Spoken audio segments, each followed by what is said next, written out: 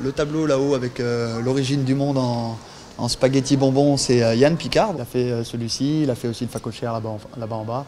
Yann il fait vivre ses œuvres parce qu'elles démarrent entre la première fois qu'il les expose et la fin de l'expo en général, elle se modifie. Le facochère au départ, il n'était pas si cher. Et maintenant c'est le faco très très cher parce qu'on lui a rajouté un cigare.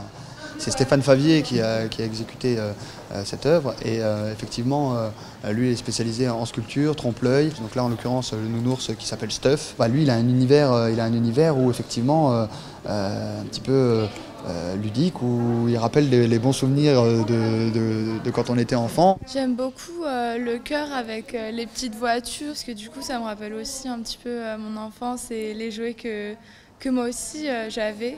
C'est un satyre hermaphrodite, donc Cédric Bonfanti, qui lui est sculpteur. Il se base beaucoup par rapport à la récupération. Il crée un univers avec de la récupération, donc là en l'occurrence de la mobilette, du Solex.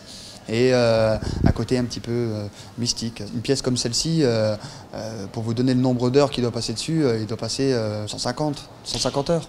150 heures, 200 heures dessus.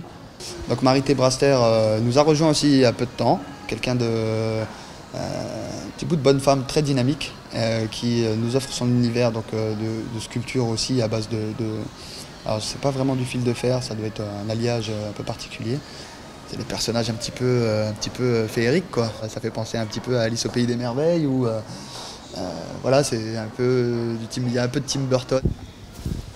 Alors ça c'est Hervé Michat, il nous propose un univers donc un petit peu justement en volume où il nous matérialise des tours avec un petit clin d'œil. Après effectivement la table qui est en dessous c'est aussi lui, donc il faut savoir que lui techniquement il travaille un petit peu les matériaux, donc tout ce qui est béton, tout ce qui est résine et c'est lui qui conçoit lui-même les roues.